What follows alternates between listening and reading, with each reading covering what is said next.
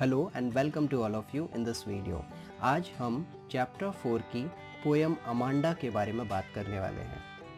तो आगे चलेंगे। सबसे पहले हम इसके बैकग्राउंड के बारे में बात करेंगे, उसके बाद में फिर हम इसका स्टैंजास का एक्सप्लेनेशन समझेंगे। So let's go ahead and begin our discussion. तो स्टार्ट करते हैं बैकग्राउंड से। अमांडा पोएम रॉबिन मैकमर्क क्लाइन के द्वारा लिखी गई एक खूबसूरत पोएम है। पोएट ऑस्ट्रेलियन है जो चिल्ड्रन और एडल्ट फिक्शन की राइटिंग्स के लिए जाने जाते हैं। रॉबिन क्लाइन ने अमांडा, जो एक छोटी सी बच्ची है, उसके व्यूज़ को एक्सप्रेस किया है इस पोएम के थ्रू, जिसे उसकी मदर के द्वारा गलतियां करने पर हमेशा रोका टोका जाता है। उन छोटी छोटी बातों पर जो सोशल बिहेवियर के अकॉर्डिंग सही नहीं है, उन काम को करने के लिए मना किया जाता है उसकी मदर के द्वारा, जो अमांडा को बिल्कुल भी पसंद नहीं कि उसकी मदर उसके हर काम में उसे इंटरप्ट करती हैं और उसे टोकती हैं। जैसे कि हर बच्चे के फैमिली में कुछ ऐसे काम हैं जो करने को कहा जाता है, वहीं कुछ काम ऐसे भी हैं जिन्हें करने के लिए उसे मना किया जाता है, जिससे उसे लगता है कि उसकी फ्रीडम उससे छीन गई है। और कहीं ना कहीं आपको भी ऐसा ही लगता होगा। कुछ ऐसी चीज़ें जो आप करना चाहते हो, लेकिन आपके पेरेंट्स आपको उन काम को करने के लिए परमिट नहीं करते। तो अब हम आगे चलेंगे और इसके स्टैंजास को रीड करेंगे और फिर उनका एक्सप्लेनेशन हम समझेंगे।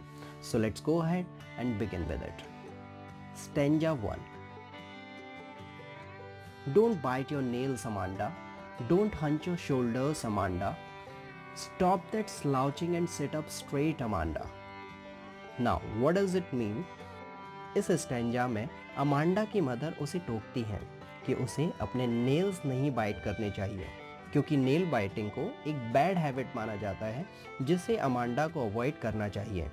अमांडा की मदर उससे कहती हैं कि लेज़ी पोस्चर में कंधों को झुकाकर मत बैठो, ये फिज़िकली तो उसके लिए अच्छा है ही नहीं, और ना ही ये देखने में बहुत ही ज़्यादा इम्प्रेसिव लगता है। और उसके इस पोस्चर को देखकर उसका इम्प्रेशन काफ़ी नेगेटिव लगता है, उसका इम्प्रेशन काफ़ी नेगेटिव पड़ता है।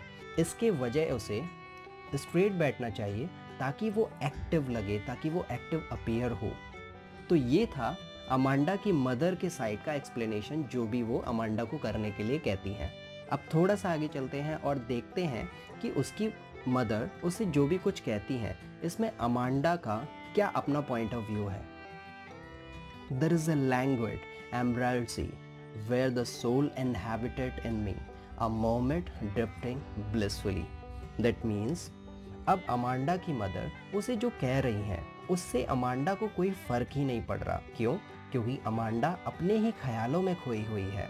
वो सोच रही है कि वो एक जल परी है, जिसे हम मरबेट कहते हैं, जो एक शांत ग्रीन सी में आराम से घूम रही है, और वो बहुत खुश है। ये अमांडा की एक अलग ही दुनिया है जिसमें अमांडा अपने ही ख्यालों में खोकर खुश है। Stanza 2। Did you finish your homework, Amanda? Did you tidy your room, Amanda? I thought I told you to clean your shoes, Amanda. Which means mother के पिछले कमेंट्स का अमांडा के ऊपर कोई खासा फर्क नहीं पड़ा।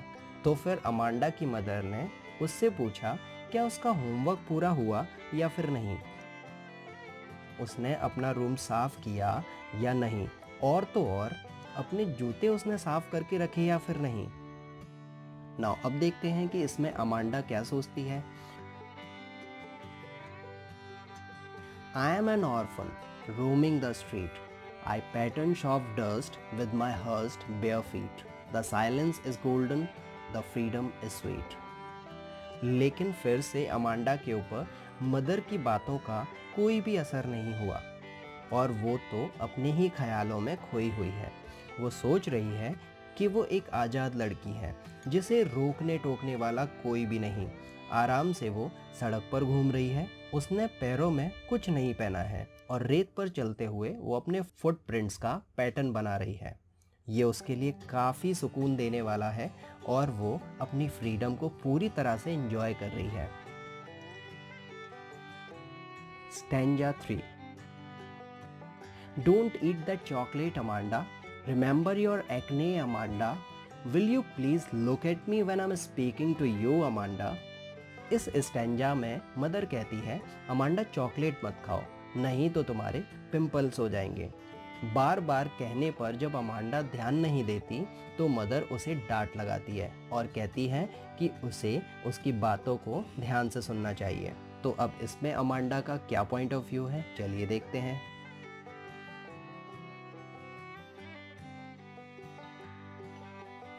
Amanda thinks, I'm Rapunzel. I have not a care. Life in a tower is tranquil and rare. I will certainly never let down my bright hair. Now, इसका मतलब हुआ कि मदर ने उसे काफ़ी इंसिस्ट किया, लेकिन अमांडा तो अमांडा है, वो कहाँ मदर की बात सुनने वाली है। वो तो अपने ही ख्वाबों में है। वो सोच रही है कि वो एक रपुंज़ल है। अब रपुंज़ल एक फेरी टेल का कैरेक्टर है जो एक बहुत ही खूबसूरत लड़की है जिसके बाल बहुत लंबे हैं।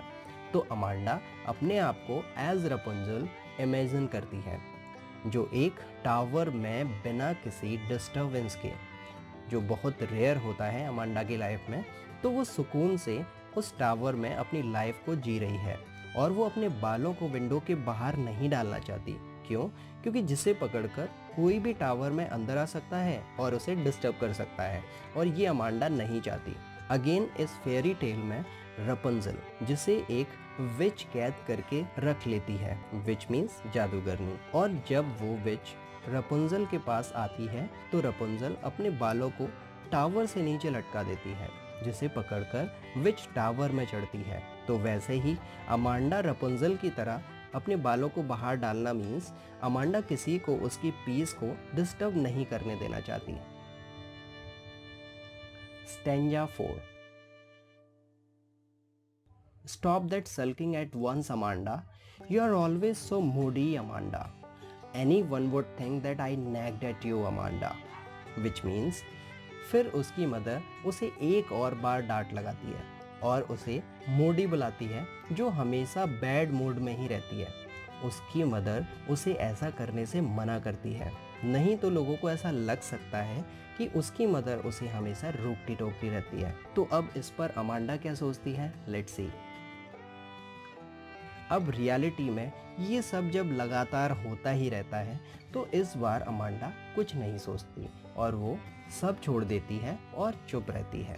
She kept herself quiet. So thanks for watching this video. Like करो अगर ये वीडियो आपको पसंद आया तो, शेयर करो अपने फ्रेंड्स के साथ में, और इस चैनल को सब्सक्राइब कर लो आपके चैप्टर्स रिलेटेड समरी के वीडियो देखने के लिए। सो इस वीडियो में इतना ही। तब तक के लिए खूब सा ख्याल रखिए अपना। I will see you later. Till then, very goodbye to all of you.